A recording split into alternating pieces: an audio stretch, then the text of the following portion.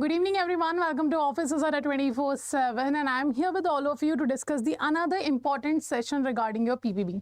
So first of all, as you know, on Saturday and Sunday, we are coming with a certain special sessions for all the JIB subject as well as for the CIB subjects also.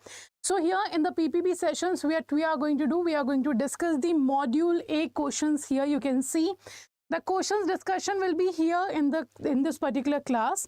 Apart from that, if I talk about the Indian economy, Indian financial system, I will let you know, those who do not know about it, that in the Indian economy, Indian financial system, we have completed module A in the last Sunday, in which we have discussed the certain questions based on the module A. And yesterday we have completed the module B practice also on Saturday at 6 p.m. Okay, if you haven't seen that particular session, go and check the particular session. And in today's session, we are going to cover the PPB. Before this, we have done 50 questions, 50 minutes for the PPB subject, principles and practices of banking. And now today we are going to start module wise discussion. So today we are going to discuss the module A. Okay, so let's start the session. First of all, let me know in the comment section, is audio video both are okay? Are we good to go? Also, I'm your mentor Amanjot Kaur that will be taking your PPB and Indian economy, Indian financial system for JIB exam. Okay, so let's start the session. So what we are going to discuss in this particular session, first question and options, and then I will give you the explanation of the topic also. Because I know many of you haven't started the PPB subject here, so you are not familiar with the concepts.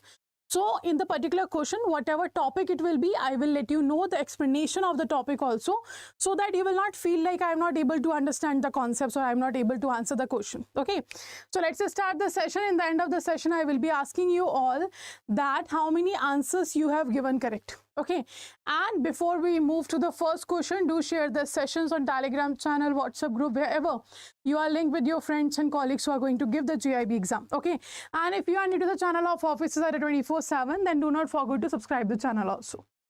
So let's start. This is your first question that is related to integrated unbursement scheme. Acha, if I talk about the module A, the module A of PPB covers 21 units. How many units are there? 21 units are there. And in the PPB subject, principles and practices of banking subject, the module A and B, they both have more weightage comparison to C and D, as you all know. Okay, so 60% weightage has been given to this both module and 40% weightage will be given to the C and D. So module A covers around 21 units, around 18 to 20 units will be there in the module B. So these two have a less syllabus comparative to A and B, as well as they have more conceptual questions also. Okay, related to guidelines, norms, etc. will be there. So you have to make sure that in module A and B, you have to somehow mug up the certain guidelines and conceptual understanding is required. In module C and D, there is no such kind of guidelines, norms and all. So you do not have to mug up anything, but you have to understand the concepts in the C and D module. Okay, but A and B modules cover a certain guidelines, certain norms, certain regulations related to AML, KYC that you have to remember, and with the help of revision. Chalo, let's start. So question is asking about integrated unbursement scheme 2021 of Reserve Bank of India has been formed by combining how many earlier unbursement scheme. So how many earlier unbursement scheme used to be there, which has been combined to form the integrated unbursement scheme. Okay, and the options we have here: 2, then next is saying 3, next is saying 4th, and the last one is saying 5. So how many unbursement scheme are there? First of all, let me tell you what is unbursement scheme. So we know that banks face certain problems, certain issues, and where they are going to solve that particular issue, they can go to the RBI, they can go to the Indian Banks Association with their problems and issues they are facing in the business. Okay, similarly, as a customer, if I am facing any problem, if I am facing any issue, where I can go? So I can go to my branch also only, and I can complain to my branch manager or PO or clerk, whatever person is there. Okay, I can complain to them that this is the problem I am facing and this is the issue I am facing and I want a solution of that. What if they are not providing me solution? Then what happens? In that situation, Okay, in that situation, I can go to the ombudsman, and that's why ombudsman was created. Okay, and earlier what used to happen, a particular bank's chairman used to be the ombudsman. And that used to create a problem again, because the complaints related to particular bank, let's say XYZ bank's chairman became the banking ombudsman. In that situation, the XYZ bank's complaint was not used to go to the Reserve Bank of India. All the other banks' complaint used to go. The reason is because the chairman was the banking ombudsman. So RBI has reintroduced this scheme 2 times in 2002 and 2006 again, in which RBI changed this concept and said now the banking ombudsman will be appointed by RBI only. Okay, and it will be the general manager or chief general manager of RBI that will be appointed by only and only the decision of RBI. Yeah. So by this, you better understood it till now that one of the scheme used to be the banking ombudsman scheme. This scheme was introduced in 1995. That's a banking ombudsman scheme to solve the problems of a customer. But it's not like I am facing any problem and I will directly go to the banking ombudsman. No, that's not used to happen. If I am facing any kind of problem, I can go to my home branch. I can complain there. Okay, and if my home branch is not registering my complaint, they are not responding to it, they are not providing any kind of solution to me, then after 1 month of complaint to home branch, I used to go, or I can go to banking ombudsman. This is what used to happen. Okay, now, but this is not up right now. This is not working. Banking ombudsman scheme 1995 has been replaced by the integrated ombudsman scheme with the 2 other schemes. So right answer will be B, that is ombudsman for NBFCs, non-banking financial companies. Okay, and the next one is ombudsman scheme for digital transactions. So these 3 schemes used to be there. Now it became integrated ombudsman scheme. It became what? It became the integrated ombudsman scheme by merging 3 schemes together. Clear? So banking ombudsman scheme for NBFCs, and ombudsman scheme for digital transaction, they used to be the different ombudsmans for the different transactions in the banking sector. They all have been combined, and now a single scheme, integrated ombudsman scheme, was introduced in 2021. Now a lot of things has been changed here, like the jurisdiction has been removed. Earlier, under the banking ombudsman, under the ombudsman scheme for NBFC, there used to be the jurisdiction in which you can complain to the banking ombudsman office. Now there is no jurisdiction. A single scheme will be there for all the country. You can complain anywhere in the integrated ombudsman office. The second thing that has been changed here in the banking ombudsman scheme, in the banking ombudsman scheme, the authority used to be the deputy governor. The appellate authority used to be the deputy governor of RBI, but it has been changed in the integrated ombudsman scheme. What changes happened, I will let you know in the another question. Chalo, let's continue. Next question is talking about section 131 of NI Act gives protection for collection of a dash. So first of all, it's a negotiable instrument act introduced in 1881. It talks about the negotiable instrument. Under section 13 of Negotiable Instrument Act, it has defined that there are 3 negotiable instruments. First, we have promissory note. Second, we have bill of exchange, and third, we have check. These are the 3 negotiable instruments we have. Okay, and apart from that, if we talk about the individual section, in section 4, promissory note is defined. In section 5, bill of exchange is defined, and in section 6, check is defined. So out of these 3 negotiable instruments, section 131 of this act talks about or gives the protection for collection of which of the following? First, bill of exchange. Second, promissory note. Third, negotiable instrument. Fourth, your checks. So which of the following is right answer? Section 131 talks about what? A, B, C, or D. So now if I talk about the bill of exchange and promissory note, they both are same. Bill of exchange and promissory note, they both are negotiable instrument in writing containing an unconditional undertaking in the promissory note.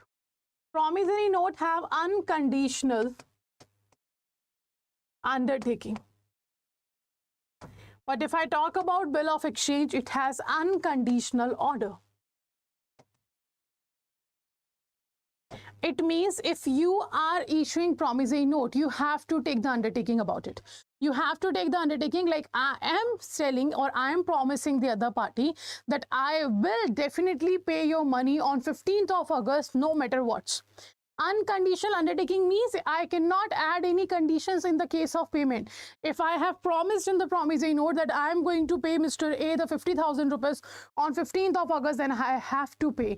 I can't add any such condition that I want to be there. Okay, I can't add such condition like I will be paying, I'm promising to pay 50,000 rupees to Mr. A if and only if my payment will be received from the D person.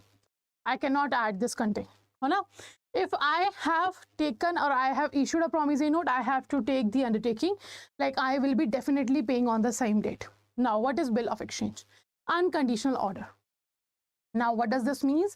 It means very simple that if you are issuing bill of exchange, you are giving order to someone, and whom you will get order? Obviously your bank, that you are giving your order that you have to pay 50,000 rupees to Mr. A, Mr. B, Mr. Z on 15th of August, this amount.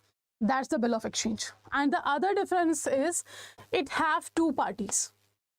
Promissory note have two parties, bill of exchange have more than two parties also. More than two parties. Two or more than two parties can be there, but in promissory note always two parties are there. This is the only difference. Negotiable instrument, you know, that's the instrument that you can transfer for the payment purpose, and check is a type of bill of exchange which is drawn on the name of a specified person. That's a check. It is defined under section 6, and this is what the section 131 talks about. So section 131 of Negotiable Instrument Act 1881 gives the protection for collection of a check. So right answer will be your D option. If I talk about the parties of a check, it has three parties. The first one will be drawer, that is the issuer of the check, the person who issues the check. Then we have drawee. Drawee will always be your bank, and the third one is payee. Payee means the person who receives the money. Okay, chalo, let's continue. Next question is talking about, so we have said that section 131 of Negotiable Instrument Act, it provides protection and in case of check, but whom it provides the protection? Question is asking, section 131 of Negotiable Instrument Act 1881 extends protection to the dash. To whom? To collecting banker, to paying banker, to whom it is providing protection. First is saying your collecting bank, second is saying payee bank, third is saying drawee bank, fourth is saying negotiating bank. To whom section 131 provides the protection here? A, B, C or D? Let me know. Those who are online, do answer the question. It's okay if you do not know the answer, because it's very obvious you haven't completed the syllabus yet. But still, stay active in the session and do answer the question. A, B, C or D, which of the following will be correct?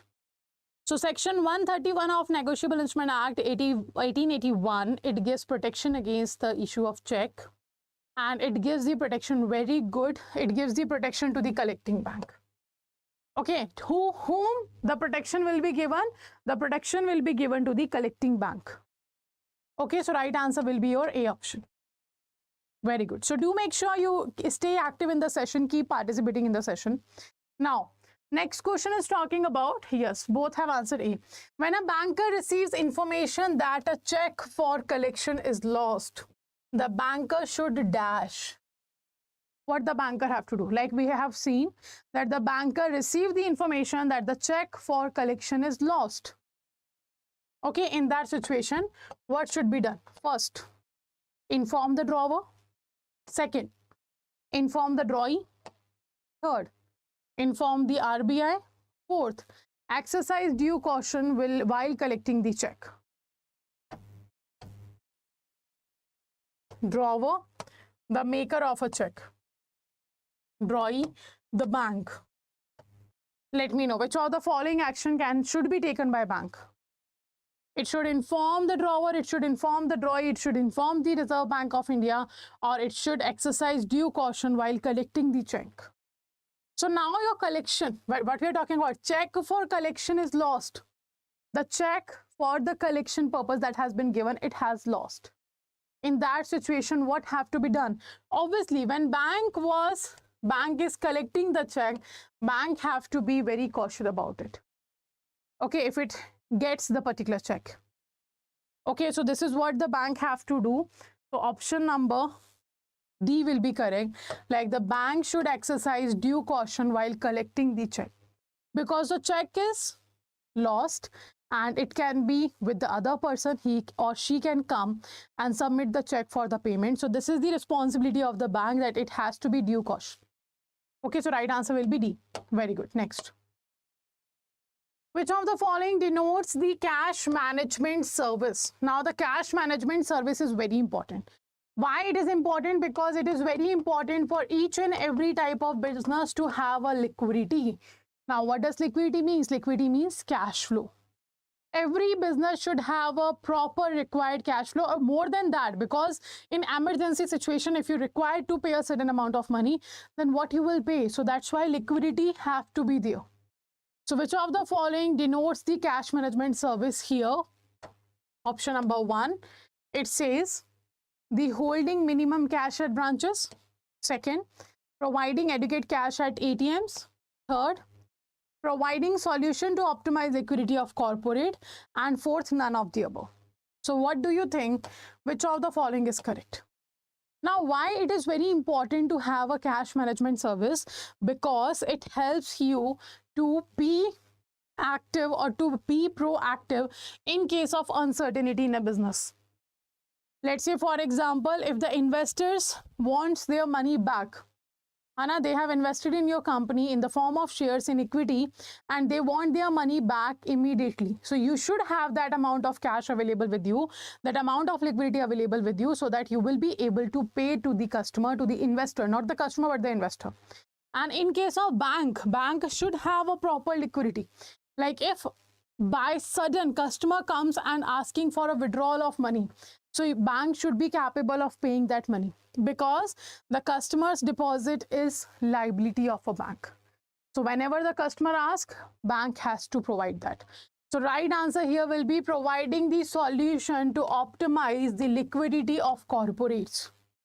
And in the cash management services, bank also provide the customized services. What does customized services means? As per the requirement of a different corporate, different products and services will be offered to them to manage their liquidity. Okay, so cash management services is what? Simply providing solution how to you optimize and how to maintain a liquidity to the corporates. Next, funds in dash cannot be freely reparted outside India. Okay, so funds in which type of account we are asking here that cannot be freely repatriated outside India? You can see here, first option is saying NRE account, second is saying NRO account, third is saying FCNRB account, and fourth is saying SNRR account. So in which type of account we are talking about here that funds cannot be freely repatriated? A, B, C, or D?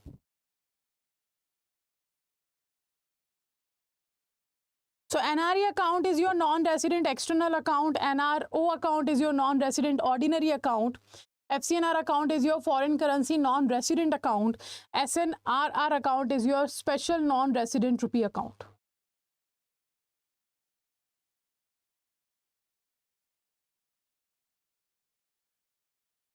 So in which particular account funds cannot be freely repatriated? Okay, B is your NRO account. No, actually see, NRE and NRO account are opened by NRIs. Okay, and they open this account because they want to save their savings in India. In NRE account, the funds or the earning or the money have been earned from the foreign country, but the NRI wants to save that money in India. And then this person will open NRE account. In NRO account, the NRI living abroad, and he's earning money from India. Let's say his pension is coming, his house rent is coming, those kind of income he's earning from India that he wants to save in India, that the person will open the NRO account. So in NRE account, income from abroad will be maintained in India in rupee in the NRE account. And in NRO account, income from India will be maintained in India in rupee denominated account, that's the NRO account, but that will be maintained by NRIs. Now, FCNR is foreign currency non-resident account in which you can open a foreign currency FD in a bank. And you can do what?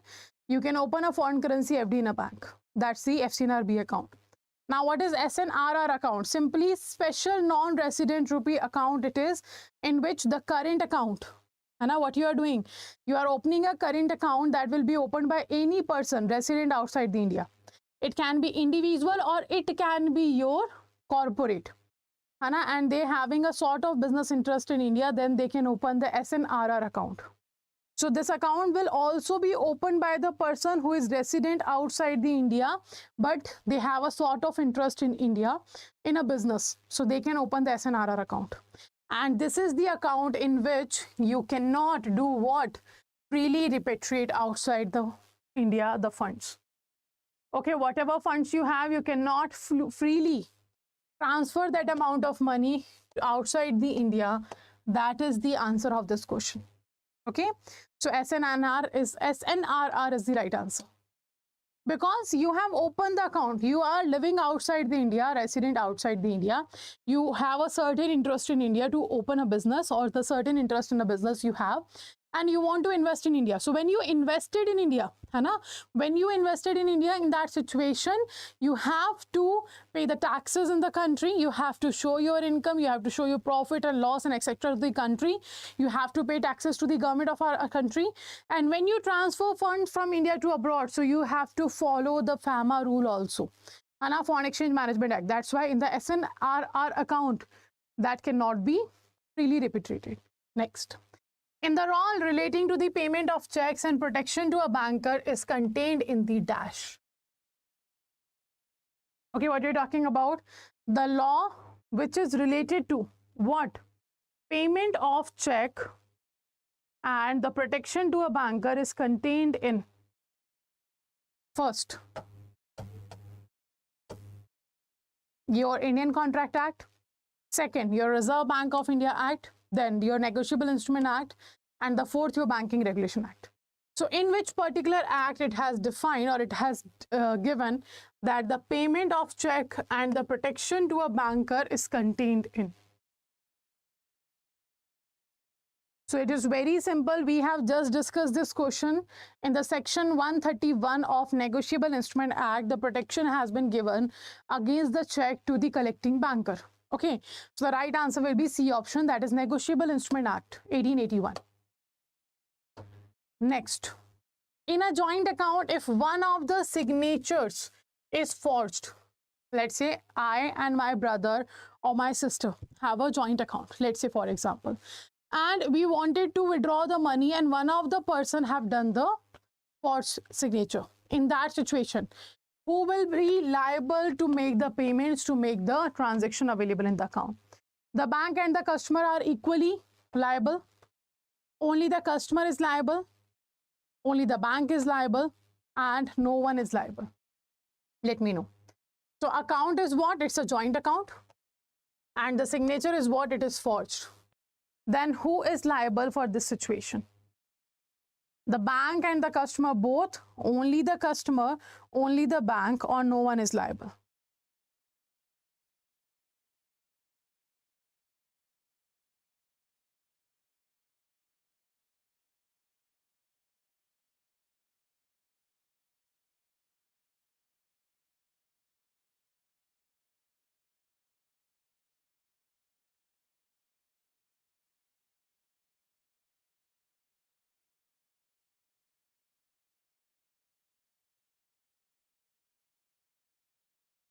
Okay, C. Very good. The bank is liable.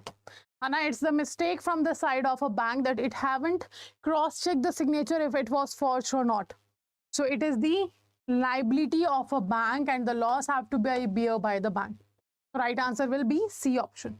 Okay, next.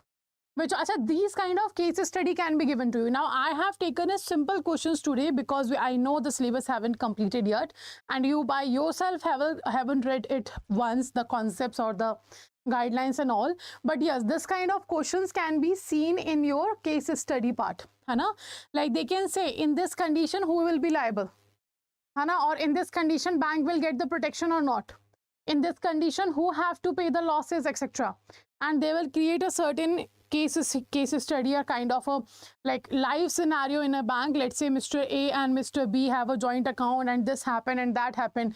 In that situation, who will be liable? This kind of question can be seen. Okay, this is the case study part. Now, which of the following are the key elements of KYC policy? Now, what is KYC? Know your customer. And why it was introduced, we have discussed that in the last session of the PPB. I have taken the AML KYC guidelines chapter. AML KYC guidelines chapter, it is unit 2 of your PPB subject that I have discussed on last Friday, in which I have discussed that the money laundering and terrorism financing, these are the two reasons because of which the anti-money laundering and your KYC process have been started.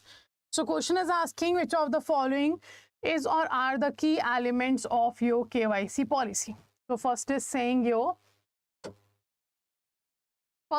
customer acceptance policy, customer identification procedure, risk management, and the monitoring of transaction. Out of these four, which of the following is the key element of KYC policy? Acha, also let me know what are the periodic updation duration of the KYC. Also let me know periodic updation case of KYC for low risk customer, for high risk customer, and for medium risk customer. Let me know. How many years?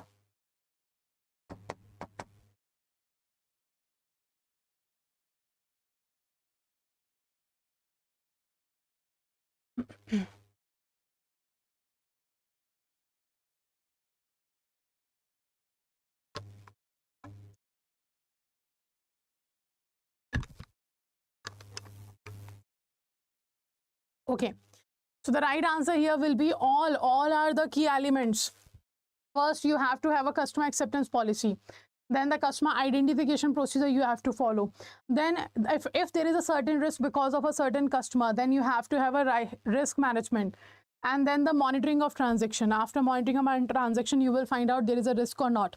There is a suspicious transaction or not. Then you will be able to take the risk management technique. So right answer will be D option.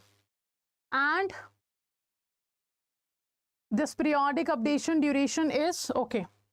For low risk customer, it's 10 years. For high risk customer, it is 2 years. And for medium risk customer, it is 8 years. Okay, chalo, let's continue. So right answer will be your what? Right answer will be your D, all. Next. Banks are required to have a customer service committee at every dash. So bank have to have a customer service committee. Where they have to have in their own branch, in regional office, and head office. Where? In the branch, in regional office, in department at its head office, or none of the above. So where should a bank have a customer service committee available? At every branch, at every regional office, at every department at its head office, or none of the above. So it's a very simple question. Because we're talking about a bank, it have to be every branch, because customer satisfaction, you're providing services to the customer, and customer directly related or customer directly linked to your branch only. So every branch should have a customer service committee. So A option will be correct. Now next. Question is saying financial inclusion is the delivery of financial services. So we know what is financial inclusion. Financial inclusion is simply providing, or it's a process to link each and every unbanked person with the financial product and services at an affordable cost. Affordable cost means at zero balance, at very minimum cost, you are providing a services to the customer. That is known as affordable cost. And then it will be known as financial inclusion. So which of the following will be the part of financial inclusion? One second. Okay. So first is saying at affordable cost. Second is saying to the section of disadvantaged population. Third is saying low income segment of the society. And fourth is saying all of the above. So financial inclusion is the delivery of financial services at affordable cost, delivery of financial services to the section of disadvantaged population, delivery of financial services to the low income segment of the society. Which of the following is correct? So the right answer for this particular question will be your very good, Naresh sir, all of the above. At affordable cost you are providing, to the disadvantaged population you are providing, at a low income segment of society you are providing the financial services and product. That's your financial inclusion. So right answer will be D option. Next. For the purpose of Integrated Unbursement Scheme 2021, RBI has been divided into how many jurisdictions?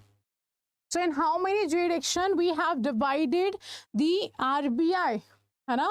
We have divided the RBI or RBI's regional offices or RBI's ombudsman offices into how many jurisdictions? First is saying 4, 10, 15 or none of these. Which of the following is right answer?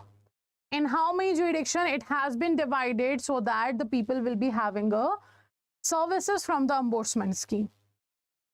They can go and complain there. So the right answer for this question also be your D option, because as I have told you, now one nation, one scheme is there. That's an integrated ombudsman scheme. So the customer do not have to face problem. Like if I am facing a problem here in Gurugram and let's say I belongs to Rajasthan, so it's very obvious the city from where I belongs to, it will have a different, because my bank is there, na? I'm working here, but my bank is in Rajasthan, for example. In that situation, what happens? If something problem I am facing with my bank, so I have to complain to my home branch, I have done that, right? And then now I have, if the home branch is not taking any decision, they are not providing any solution, I have to go to the banking ombudsman. So I have to discuss, or I have to go to the Rajasthan if I'm complaining by post or by visiting the office or by email, but I have to confirm that situation, or I have to give complaint to the banking ombudsman, which is in Rajasthan, like in Jaipur, right? In each state, the maximum ombudsman's offices are in their state capital. So now, but I am living here, but if I have to go there or something discussion I have to do that for the Rajasthan's banking ombudsman. So that's why now it is said the jurisdiction doesn't matter. Wherever you are, you can complain to the ombudsman and it will provide you the solution. So right answer is D option. It is also taking the 30 days. After 30 days, you can complain to your bank. After 30 days, you can go to the integrated ombudsman scheme. The award amount is same, that is 20 lakh, that used to be there. It is same. Next, which statement is our incorrect? Which statement is our incorrect about BSBD account? So what is BSBD account? Let's understand that first. What happened now? In 2004, RBI have made a Khan committee. In Khan committee, RBI said that you have to find out how many people have joined the banking sector or how many persons have been linked to the banking system. So this Khan committee said that 33% population have linked with the banking sector. It means 67% population was not linked with the banking sector. And when we were talking about the reason was this, that the customer, or not the customer, but the public, they are not capable of maintaining a minimum deposit amount. Like every bank have their certain criteria, like this amount, this minimum amount you have to maintain in a bank, like 5,000, 1,000, 500, 2,000, whatever the amount is. But not everybody have that amount. No? Let's say in the metro cities, State Bank of India is saying you have to maintain a 5,000 rupees minimum deposit. Now those people who are living in metro city, it doesn't mean they have a 5,000 rupees and they can maintain that as a minimum deposit. Maybe they are living in a slum and they are not able to pay that amount of money to just maintain your minimum deposit. They only earn, let's say, 2,000 rupees in a month. Out of that, they can only maintain, or they only want to deposit 1,000 rupees in a bank. Then what happens? They will not be able to open bank account. So this used to happen. So that's why after seeing this, RBI has introduced the no-frills account. And this no-frills account is the first types of account which said that zero balance account will be provided to the population. And this is the first step where the financial inclusion term was used. So it was introduced by RBI with the zero balance account facility. Now, after this in 2009, Rangarajan Committee was introduced. This committee also did the survey and said 2% more population linked with the bank. It means 65% population was still not linked with the bank. In that situation, it has been seen that we have opened the no frills account. Achha, sorry, I have written NRA. It is no frills account. NFA, no frills account. Hana? So, it after that recommendation of Rangarajan Committee, it said that people are not aware about no frills account. They do not know what does this no frills account actually means to. So, people were not aware about it and they haven't opened the account. So then this no frills account's name changed into basic saving bank deposit account. Okay, its name changed into basic saving bank deposit account in 2012. So this is how the BSBD account was introduced in the country. Okay, so now let's check which of the following statement is or are incorrect about BSBD account. These are the options. So let's read the statements here. First is saying deposit of cash at bank branch as well as ATMs and cash deposit machines. Second, receives credit of money through any electronic channel, deposit, collection of check, including checks drawn by central state government agencies and departments. Third, no limit on number and value of deposit that can be made in a month. Fourth, minimum of 4 withdrawals in a month, including the ATM withdrawals at own or other bank ATMs are allowed. Fifth, credit card is issued. And now you have to tell which of the following is or are incorrect in terms of BSBD account features. A, B, C or D.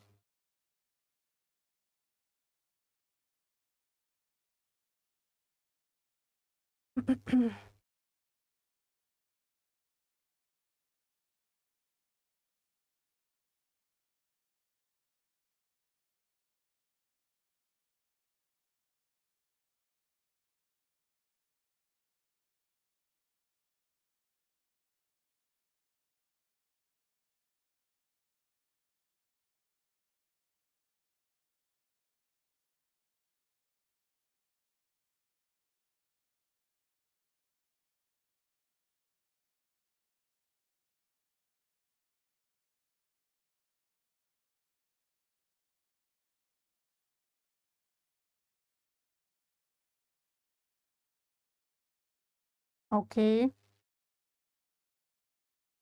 Right. If I talk about which of the following statement is incorrect, we are talking about. So that will be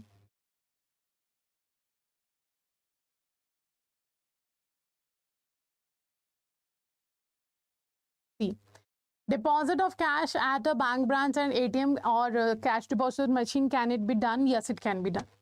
Then receipt credit of money through any electronic channel, deposit, collection of check, including check drawn by your central state government agencies and department, correct. No limit on number and value of deposit that can be made in a month. Like on number and value of deposit that's talking about. Number and value, is it not limited?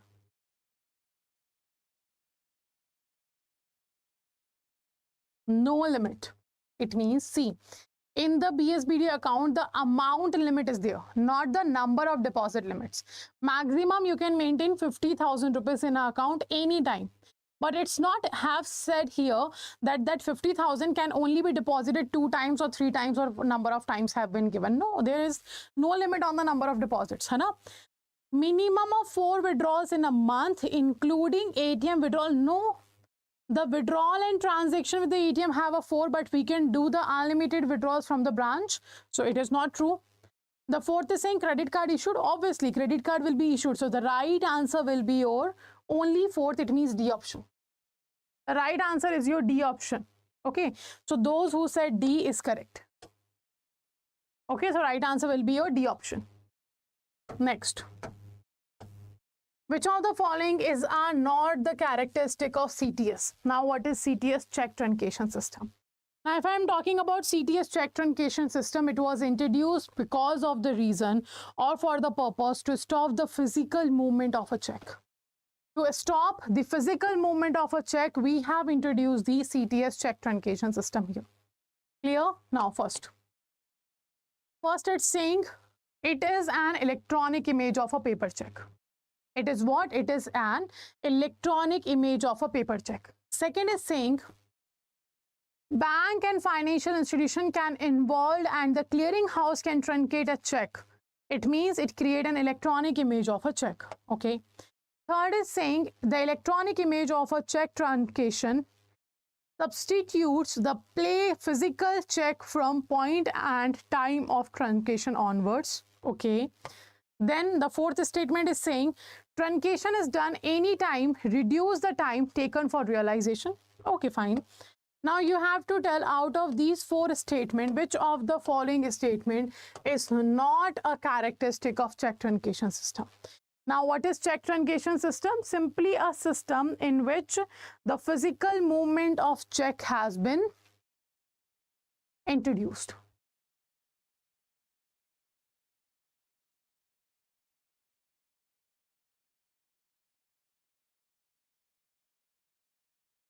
So, which of the following is not the characteristics of CTS?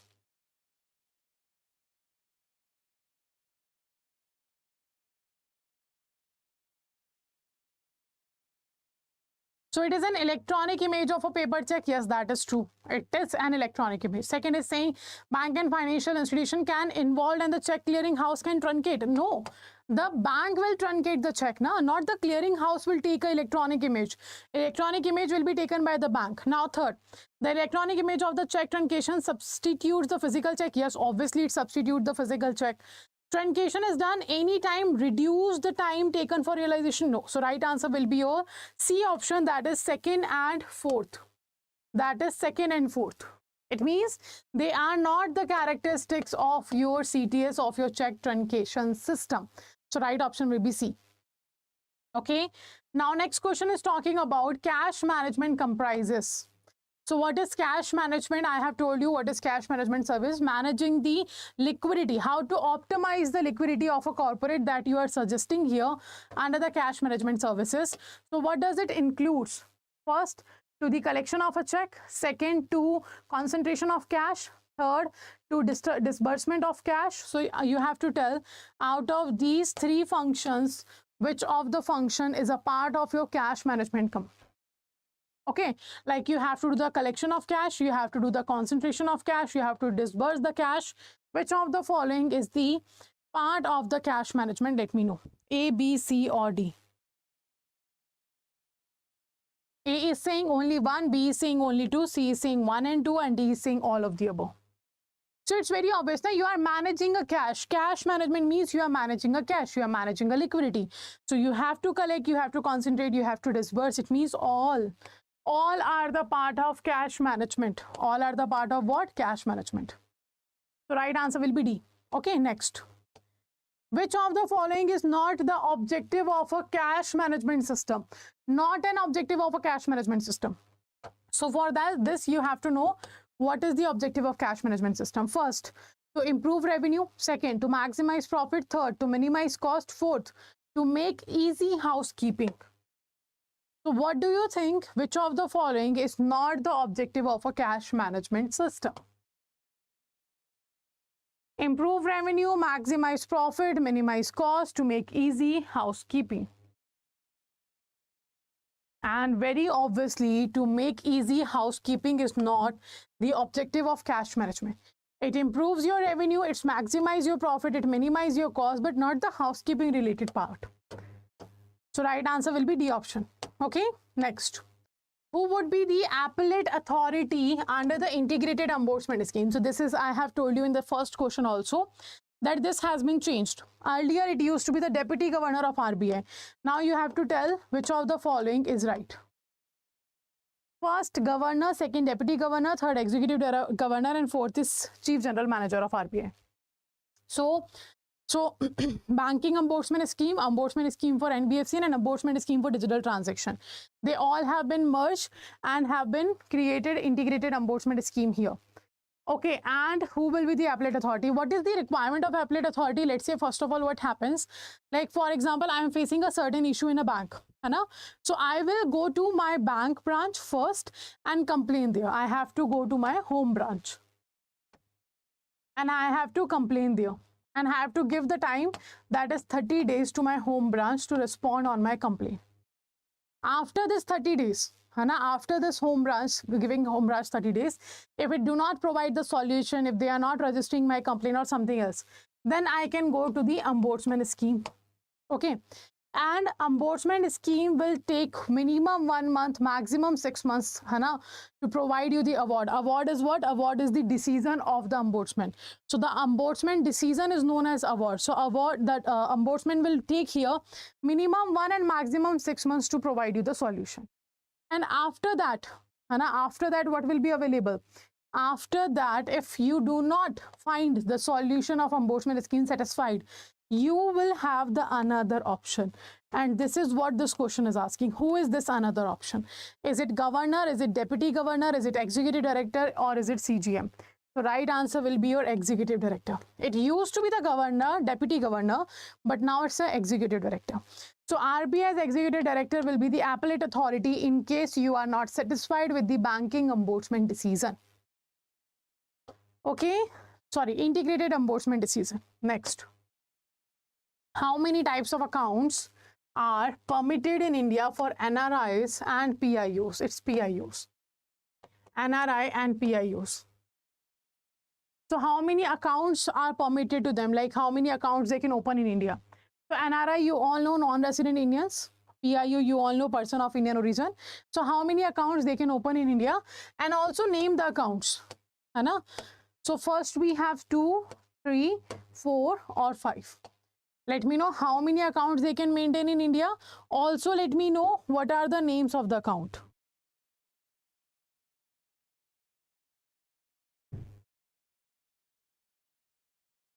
First, second, third, fourth. Which of the following is correct? So the right answer here will be the NRIs can maintain 3 accounts in India. NRI and PIO. Right answer is B. What are the name of account? NRE account, non-resident external account. Second, NRO account, non-resident ordinary account. Third, FCNR account, foreign currency, non-resident account. So these are the 3 types of accounts that can be seen in the bank that can be opened by NRI and PIO. Okay. These 2 accounts will be in Indian currency. This account will be in foreign currency. Clear? Next. So right answer will be B. Next question. In which case or cases termination of bank-customer relationship is done? So what is banker-customer relationship? It's very simple. When we open a bank account or we go to the bank, we take a certain kind of service from the bank. And that service will be different as per the customer, as per the requirement of a customer, right? Obviously, I went to deposit the fund. Ho sakta, maybe chances you went to bank to take a loan. I went to deposit my money. You went to take a loan, and the third party went to the bank to issue a demand draft. Then the other party came for the factoring purpose to get the immediate cash by giving their bills to the bank. So every customer have a different requirement from the bank, and that services are provided by bank. In that situation, bank and customer will have different relationship, and that relationship will be terminated on which conditions? First, termination by law. Second, death of customer. Third, bankruptcy of a customer or liquidation of a company. Or fourth, all of the above. And out of these 4 options, in which case the banker-customer relationship will be terminated?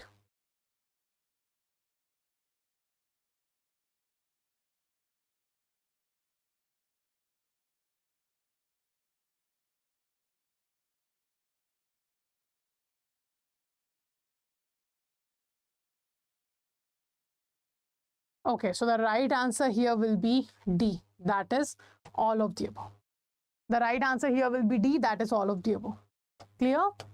In all the 3 cases, the relationship between a banker and a customer will be terminated. Next question. Banks have a certain basic duties toward customers. Banks have what? Banks have a certain basic duties toward customers.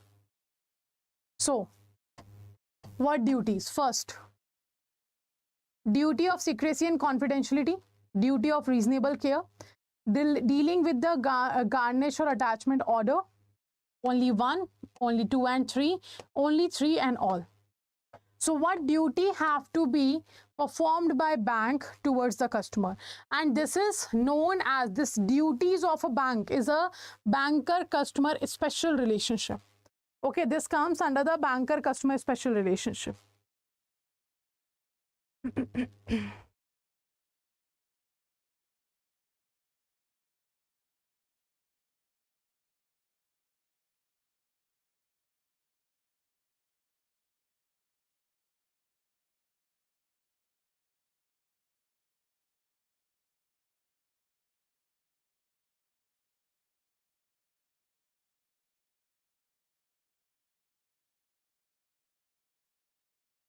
Okay, so the right answer for this particular question will be, it's very obvious, the bank have to make sure that it maintain the secrecy of the customer data, the confidentiality should be there. A reasonable care should be performed by the bank about your documents or whatever you have taken for safe custody or locker facility, etc. Dealing with garnish order and attachment order, this is the work of the bank. This is the banker customer special relationship. When the banks maintain the issue of garnish order and the attachment or order as well. The right answer will be your D option. All are the duties of a bank towards the customer. This is the banker customer special relationship. Okay. So these are the questions we have discussed today. Now let me know out of these questions, how many questions you have answered correct. Okay, let me know how many questions you have answered correct. Now this is only your discussion of the questions and I have given you a certain explanation with that. But apart from that, the full detailed syllabus, if you want to cover, that will be available in your Mahapack 2.0 of JAIIB. Okay, that will be available in the Mahapack 2.0 of JAIIB. And how to enroll it? One more thing is important. You know, from 1st of August, the registration is going to start. And first of all, do make sure you register on 1st of August also. The reason behind it, that you will be able to get the center of your choice. Apart from that, you won't have to face any kind of issue at the time of enrolling, as well as you will get the time of your choice also, if you register on the 1st. So let's see how to enroll and how to get the Mahapack. Because the registration is starting from 1st of August, you will find right now 81% discount plus the double validity is going on the Mahapack. So first I will let you know the individual batch, that's the Sankalp batch for JAIIB, and then the Mahapack. So this is the batches. You can see the 3rd batch and the 4th batch. The 4 Sankalp batch has been introduced. How many batches? 4. So the Sankalp batch 3 started from 24th of July and the Sankalp JAIIB selection batch is going to start from the 4th of August. So you can see this is the 4th batch in which we are talking about the selection in the October paper also. So there are 4 batches now. And the latest one that is going to start will be from 4th of August. And the last one that started was on the 24th of July. Okay. So whatever batch you want to enroll, just click on the particular batch. Do read all the details. After reading all the details, click on the buy now option. And then what code you have to use here? You have to use the code JC80. One second.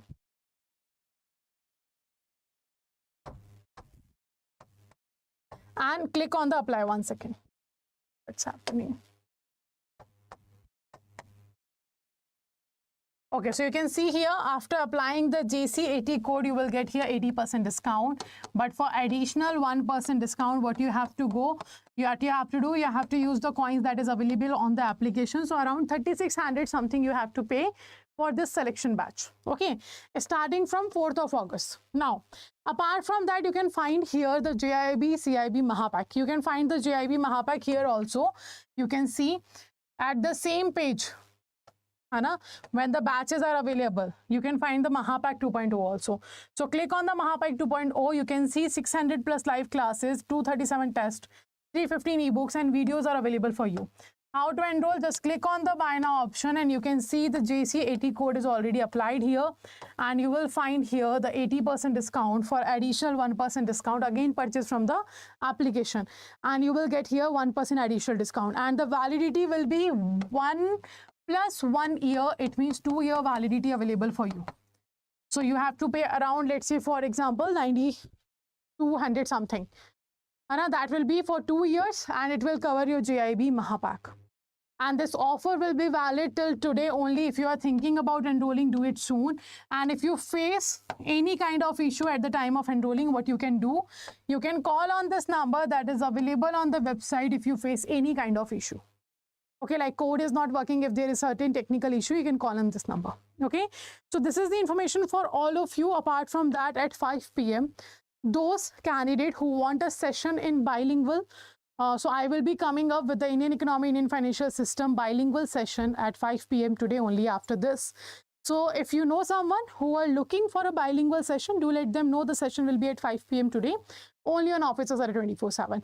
And if you haven't seen the last session that happened yesterday at 6 p.m. on IEIFS, in which I have discussed module B questions with the explanation like we have done today.